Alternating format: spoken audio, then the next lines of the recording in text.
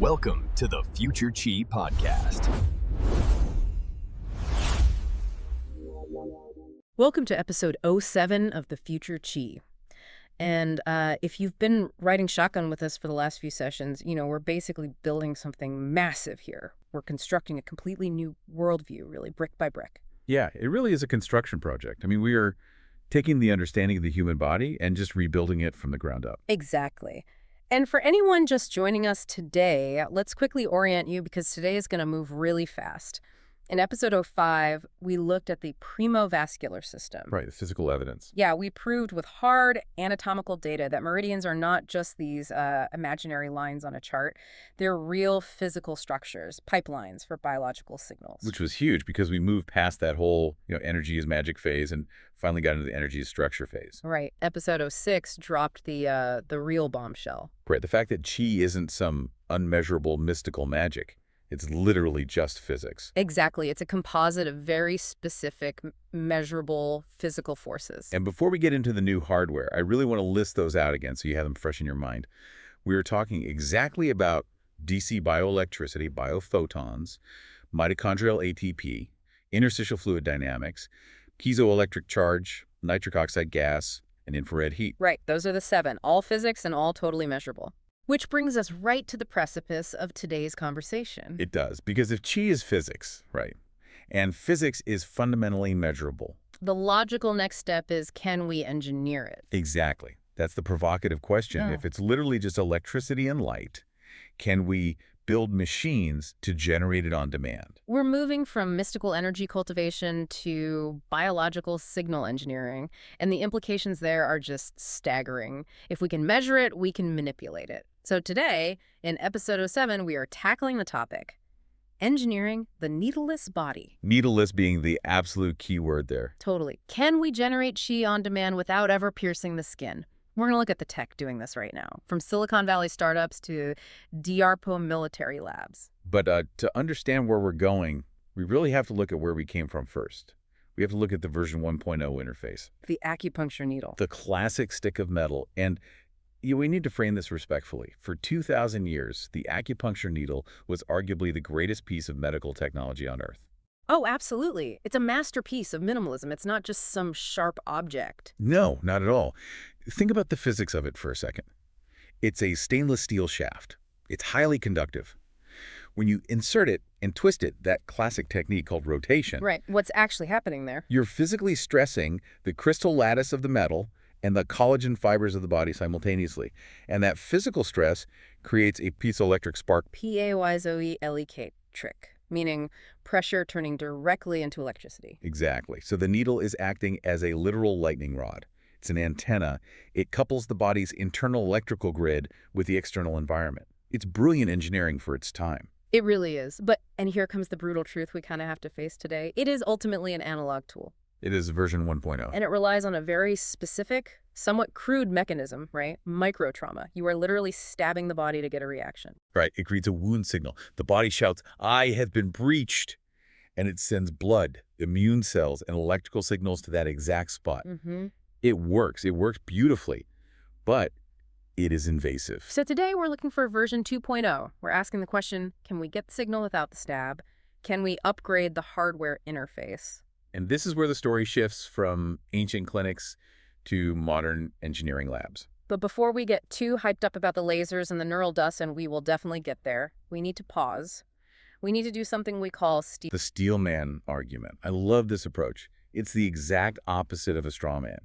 Instead of attacking a weak version of an argument, we strengthen the skepticism. We look at the absolute strongest arguments against this technology first. Right, because we need to be skeptics before we can be believers. So let's unpack the 3 biggest objections to this whole high-tech chi narrative. Objection number 1, the ancient data problem. Yeah, this is the elephant in the room for a lot of researchers in this space. So the headline stat for this entire episode, the one you see on literally every brochure for microcurrent devices, is that microcurrent electricity boosts cellular ATP production by 500%. 500%. I mean, it's a staggering number. If you could boost your car's fuel efficiency by 500%, you'd never stop talking about it. Exactly. But the skeptic points out, hey, that data comes from a study by Cheng and colleagues from 1982. That is over 40 years ago. Yeah. And the skeptic asks a very fair question. If this were entirely true and that simple, why isn't it standard care in every single hospital? Why isn't every post-op ward using this? It's a totally valid question. And the honest answer requires us to look at the methodology of that study. The Cheng study was in vitro. Meaning in a glass dish. Right. It was done on isolated rat skin cells floating in a petri dish. It was not done on a whole, complex human being walking around with a mortgage and high cortisol levels. So 500% in a dish does not automatically translate to 500% in a living person. Exactly. The human body has homeostasis. It fights change. It has skin resistance. Translating that 500% into a clinical setting is incredibly difficult. But, and this is the validation here, while the magnitude varies, the mechanism is confirmed. The mechanism being that electricity fuels the cell. Yes. We know for an absolute fact that microcurrent in the 10 to 500 microampere range accelerates wound healing. It significantly reduces inflammation. It aids protein synthesis. The biology is real, even if that 500% headline is the absolute best-case scenario in a perfectly controlled lab. Okay, so the science holds up, even if the marketing needs a giant asterisk next to it. Which brings us to objection number 2. Regulatory semantics. We see a lot of these devices claiming to be FDA-cleared. Oh, this is a classic trap for the consumer. It drives me crazy. The skeptic says FDA-cleared sounds super impressive, right? Like the government has stamped it as a miracle cure. But it usually just means the device is substantially equivalent to something else that was already being sold. That is the 510K pathway. It's essentially a regulatory shortcut. It differentiates between legal to sell and proven to cure. Right. To get actual FDA approval, the big gold stamp, you need rigorous, double-blind, multi-phase clinical trials costing tens of millions of dollars. Yeah. Most of these device companies just don't have that kind of capital. So cleared just means, hey, it probably won't kill you, and it's basically like that other thing we already let through. Basically, it means safety and equivalence. To be nuanced here. Some technologies we'll discuss today, like FSM and photobiomodulation, have strong, peer-reviewed meta-analyses behind them. While others are still gathering evidence. Exactly. We can't just wave a wand and say the FDA loves all this stuff. Fair enough. And finally, objection number 3, the military fallacy. We are going to name drop DARPA a lot today. The Defense Advanced Research Projects Agency, it definitely adds a lot of cool points to a presentation. It does. But the skeptic rightly says DARPA funds wild speculation all the time. They funded psychic spies back in the 70s. They fund things that might work, not just things that already do work. Right. Just because the military writes a massive check doesn't mean the science is perfectly settled. Exactly. So how do we answer that? We answer it by being clear on why we cite them. We cite not to prove the medical outcome they are at a hospital, but to prove engineering viability. Okay. It shows that the absolute smartest engineers in the world believe the underlying physics is sound enough to invest millions of dollars into developing the hardware. So it validates the direction we're heading, not necessarily the final destination. Precisely. It tells us we aren't violating the laws of physics by attempting this. Okay, so with our skepticism firmly in place, let's dive into the actual tech. We're going to break this down into 4 main categories. Technology number 1, the electric upgrade. Microcurrent. This is really the transition from shouting at the body to whispering to it. I really love that analogy. Explain that for us. Because when most people think of electricity and muscles, they think of 10NS units. You know those sticky pads at the physical therapist that zap you and make your shoulder twitch uncontrollably? Right. A 10NS unit, transcutaneous electrical nerve stimulation, operates in milliamps. That's 1,000th of an amp. To a nerve cell, that is a literal shout. It's aggressive. It's a loud, jarring signal designed to distract the nerve from feeling pain. It's essentially a radio jammer. Brute force, trying to drown out the pain signal so your brain can't hear it. Exactly. Microcurrent is a totally different paradigm. It operates in microamps, 1/1,000th of an amp. This is the exact scale of the body's own background electricity. So it matches the frequency and the amplitude of the system it's trying to fix? It is entirely subsensory. You usually can't feel it at all when it's on. But because it's so quiet, the cells don't put up a defense mechanism. They listen to it. It whispers to the cells to trigger repair. And this goes right back to that ATTP stat. We are whispering to the mitochondria. Yes. We are talking about the core biochemistry of the cellular battery, ATP. It is the fuel for every single cell in your body. Every time your heart beats, every time a neuron fires, you're spending ATP. And when you're injured or sick, your ATP production plummets. Your battery is essentially dead. And you simply cannot heal with a dead battery. You need energy to synthesize protein to rebuild that damaged tissue. Microcurrent, specifically in that 10 to 500 microamp window, acts like a wall charger. It literally donates electrons to the electron transport chain inside the mitochondria. So it's not just a cute metaphor. You are electrically recharging the human battery from the outside. It is literal measurable physics. The results, even outside that 1982 in vitro study, show protein synthesis increasing by 70%, transport of amino acids increasing by 40%. You're giving the biological construction crew both the raw materials and the electricity they need to rebuild. That is powerful. But it's not just about blindly pushing power in, right? It's also about listening. This is where it gets really sci-fi. We have to talk about reading the grid. There are devices now, like the Avazzia Tenant Biomodulator, that use something called BEST, bioelectric stimulation technology. This sounds fancy. What makes it different from just a dumb battery hooked up to some wires? It creates a cybernetic feedback loop. Imagine you're trying to talk to someone in a crowded, noisy room. You don't just shout the exact same sentence over and over at the same volume. Right. You speak, you watch their face to see if they heard you, and you adjust your volume or your tone based on their reaction. Exactly. It's a dynamic conversation. The Avazzia actually does that with your skin. It sends a signal into the tissue.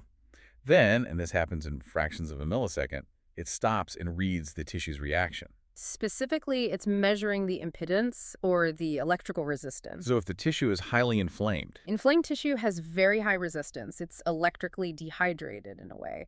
The machine reads that high resistance and immediately autocorrects the next pulse to penetrate that specific barrier. and as the tissue starts to heal and relax, The resistance drops, the machine senses the change, and it powers down its output. so it's auto-correcting in real time. It's having a high-speed conversation with the body's electrical grid. If the tissue is stubborn, it pushes a little harder.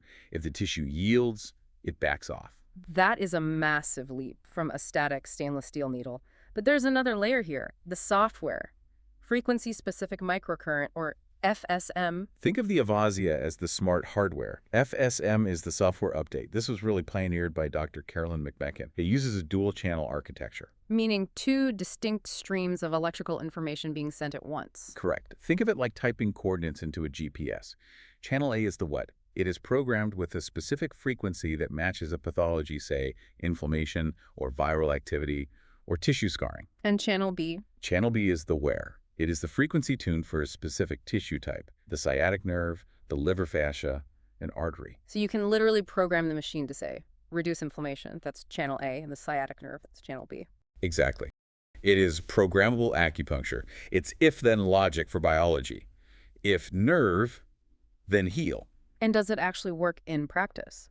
The clinical data is fascinating. They have measured rapid, observable reductions in pro-inflammatory cytokines. Those are the chemical messengers that cause all the pain and swelling. Right. And simultaneously, they see a massive spike in beta endorphins, which are the body's natural painkillers. It's like writing code for the human body. That is the ultimate promise of the bioelectric view of life. We are essentially biological software running on a wetware computer. Yeah. FSM is just trying to debug the code directly. Okay, so that's electricity. We're manipulating electrons. Now let's move to technology number 2. We are shifting from electrons to photons, the light needle. Photobiomodulation. This is a huge callback to episode 06. Do you remember Fritz Albert Pop? The biophotons guy. He proved that cells actually emit and communicate using these tiny bursts of coherent light. Correct. So the core concept here is just simple logic. If cells naturally speak the language of light, let's talk back to them using lasers. But definitely not the kind of lasers that burn off a bad tattoo. No. These are cold lasers, Yeah. low-level laser therapy, usually utilizing red and near-infrared wavelengths of light. We apply them directly to traditional acupoints. To specific classical points like Li4 Hegu and Li11 Quanchu. And this is actually being used clinically for systemic issues like hypertension. Yes. Clinical outcomes show we can significantly lower blood pressure by treating these systemic points with light without ever breaking the patient's skin. How, though? What is the actual mechanism? Because just shining a red light on a hand sounds a little too much like magic to me. There are two main mechanisms we need to unpack here. The first is what we call the NO2 switch. NO being nitric oxide. Yes. Here is the physiological problem. When your cells are under stress from injury, toxins, whatever, nitric oxide, which is usually a good guy, gets displaced. It binds inappropriately to an enzyme in your mitochondria. It's actually a vital part of your cellular power plant. It's literally the last step in the electron transport chain that makes ATP. But when nitric oxide gets stuck to it, it acts like a plug. It chokes the cell. It physically stops the production of energy. So the cell is suffocating. Effectively, yes. Now, here comes the cold laser. The specific photonic energy from the laser hits that exact enzyme and kicks the nitric oxide out. Just knocks it loose. Violently. And two incredible things happen immediately. One, oxygen rushes back into that empty slot, the electron transport chain restarts, and you get a massive surge of ATP energy. The cell can finally breathe again. And the second thing? That nitric oxide that just got kicked out is now floating free in the local bloodstream. Nitric oxide is a potent vasodilator. It opens up the blood vessels. So it moves the blood, it moves the chi. Exactly. You get energy production and increased blood flow purely from applying specific wavelengths of light. That is incredible. But you mentioned a second mechanism too. Something about lubricating a motor. Oh, this is my absolute favorite visualization in all of biology. We talked about ATP synthase. It's the enzyme that actually manufactures the ATP. But structurally, it is a rotary nanomotor. A physical spinning motor. A literal physical motor. It spins at about 9,000 RPM inside your mitochondria. 9,000 RPM? That's faster than most sports car engines. It's incredibly fast. Now, this motor spins in water, the intracellular water, inside the mitochondria. And just like a boat propeller trying to spin in a lake, it faces drag. It faces friction. Viscosity. Right. And research shows that 670 nanometer laser light physically reduces the viscosity of that bound water inside the mitochondria. It makes the water thinner. Thinner. Slipperier. So the light is acting as a biolubricant. Precisely. It removes the friction drag so the nanomotor can spin faster and produce more energy with less effort. We are literally using light to grease the engine of life. That is wild. I am never going to look at a laser pointer the same way again. Okay, moving right along to technology number 3. The invisible pressure, PEMF. Pulsed electromagnetic field therapy. Now, this one feels the most like magic because nothing even touches you, right? Right, you just sit inside a large coil or you lie down on a specialized mat. This whole technology relies on inductive coupling. It's based directly on Faraday's law. Let's unpack Faraday's law for the non-physicists in the audience. Faraday's law basically says that a time-varying magnetic field, so a magnetic field that is rapidly pulsing on and off, will induce an electric field deep inside any nearby conductor. And the conductor in this scenario is the human body. You are the conductor. You are basically a big bag of highly conductive salty water. So the PEMF machine creates a strong magnetic pulse outside the body. That magnetic pulse travels through your skin, your muscle, and your bone like they aren't even there. But as it passes through, it generates a tiny secondary electrical charge inside the deep tissue. So you get the electrical benefit of the needle twist, that piezoelectric spark we talked about without anything ever touching the patient. Exactly. It's like gently squeezing every single cell in the target area simultaneously. And what does that electrical squeeze actually do to the cell? It hacks the ion channels. Specifically, it forces open the voltage-gated calcium channels on the cell membrane. We're getting deep into the biology here. So the gates open and calcium rushes in. Calcium rushes in, and this is the primary trigger. The calcium immediately binds to a protein called calmodulin. Calmodulin. Which then activates our old friend, nitric oxide synthase. Which manufactures nitric oxide. Which rapidly increases blood flow. It's a beautiful cascade. Magnetic field induces an electric field, which opens calcium channels, which activates nitric oxide, which triggers blood flow. So it's a microscopic Rube Goldberg machine for healing. In a way, yeah. But the ultimate end result of all this is angiogenesis. Building the highway. Exactly. Traditional acupuncture creates microtrauma to signal the body to heal. It says, hey, there's a wound here, send blood. PEMF skips the wound entirely. It activates VEGF, vascular endothelial growth factor, directly. It commands the body to grow new blood vessels. Without the need for any physical trauma. It's essentially fooling the body into healing a wound that doesn't actually exist. That is exceptionally clever. Very clever engineering. Okay, so we've done electricity, we've done light, and we've done magnets. Now we arrive at section 5, technology number 4, the bioelectronic revolution. This is where we shift tone a bit. We are moving away from medical tech and stepping right into Silicon Valley sci-fi reality. We are talking about the military entering the chat. DARPA's ElectRx program. They're developing something called neural dust. Neural dust. I mean, it sounds like something straight out of a superhero movie. What exactly is it? Imagine a device the size of a single grain of sand, about 100 microns across. Microscopic, basically. You inject it into the target tissue once, it sits there permanently, and here's the kicker. It doesn't have a battery. Then how on earth does it work? It's powered by external ultrasound. You shine ultrasound waves at the area, and a tiny piezoelectric crystal inside the dust converts that acoustic mechanical energy into electricity. To do what? To locally stimulate the exact nerve it's sitting on, completely wirelessly. So it's a permanent wireless node installed in the body's energy system. It is the ultimate version 2.0 of the needle. A needle that never leaves, but never hurts, and never gets infected. You can literally turn it on and off with a smartphone app. That is both incredibly amazing and slightly terrifying. It is the very definition of bioelectronics. Yeah. And it's not just surgical implants either. We're seeing this wireless revolution with auriculotherapy too. Ear acupuncture. Right. We've known for centuries the ear is a powerful microsystem. The vagus nerve actually comes to the surface right there in the concha of the ear. A company called Nisos Has developed earbuds, and I mean, they look exactly like the standard wireless earbuds you wear to listen to podcasts or music. But they aren't playing music. They're delivering precise electrical fields to the auricular branch of the vagus nerve. They call the process immunotherapy. Electronic immunotherapy. They're running trials treating rheumatoid arthritis, which is a severe systemic autoimmune disease, via headphones. So you just put in your earbuds, you drink your morning coffee, and you casually treat your systemic arthritis. That is the decentralized clinic, and that is the final piece of this whole revolution. Yeah. We are moving the power from the clinic to the home. Wearables. Exactly. Fisher-Wallace has these wearable headbands for depression and anxiety that use transcranial alternating current stimulation. Neurometrics has wearable nerve stimulators for fibromyalgia. So the future workflow for a practitioner isn't just come see me in the clinic next Tuesday. It's here is your prescribed device. Run this exact frequency protocol for 20 minutes a day while you watch TV. The practitioner prescribes the hardware and the software. The patient treats themselves daily. You are remotely programming the patient's chi. It's a brave new world, but, and this is a really big but, is something profound being lost in this translation from analog to digital? That is the ultimate question, isn't it? We really need to debate this. So we've structured a virtual roundtable to hash this out. 4 distinct voices. We have Alex, the anxious intern, Neo, the tech optimist, Dr. Sarah, the integrative MD, and Dr. Zhang, the traditionalist. Let's play out the debate. I'll take the roles of Dr. Sarah and Dr. Zhang. Perfect. And I'll step into the shoes of Alex and Neo. Let's start with Alex, our anxious intern. Look, I'm freaking out a little bit here. I spent 4 years in graduate school. I memorized hundreds of points. I practiced needle technique on an orange until my fingers practically bled. And now you're telling me a cold laser pointer or a pair of wireless earbuds can do my job.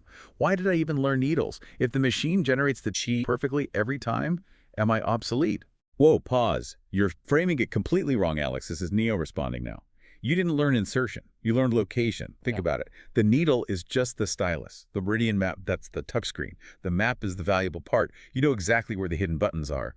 We just upgraded your stylus from a dumb piece of metal to a smart laser, or a magnet, or neural dust. The physical interface changed, but the operating system is exactly the same. You are still the crucial operator. Neo makes a strong point, but let's hear from Dr. Sarah, the integrative MD. Neo's right, Alex. Think about the historical aspirin analogy. For centuries, we told people to chew on raw willow bark if they had a headache. It worked. It was great. But it was crude. Eventually, we understood the underlying chemistry. We isolated the salicylic acid. We manufactured aspirin. Did that make the doctor obsolete? No. It made the medicine vastly safer, made it more precise and standardizable. We are just reverse engineering the physics of the needle today. It's cleaner. There's zero infection risk. You have programmable frequencies. It's better medicine. Better? Cleaner? Perhaps. This is Dr. Zhang stepping in now. But you are completely missing the soul of the clinical encounter. Oh, come on, Dr. Zhang. Data is data. A 500% ATP boost is a 500% ATP boost, whether it comes from a needle or a wire. Is it? When I insert a traditional needle, I do not just input data. I feel the fascia grab the needle. That is the Dutchie. I feel the temperature of the local skin. I feel the patient's breath change in real time. I know if the chi is empty or full, not because a digital screen beeped at me, but because my own hand told me. But Dr. Zhang, the Avazzia machines literally read impedance. They have a microsecond cybernetic feedback loop. It's a closed loop. A machine does not have a bad day. This is true. But a machine does not care. A machine does not have intention. Your fancy laser pushes light into the tissue, but what does it tell your hand about the patient's state? Nothing.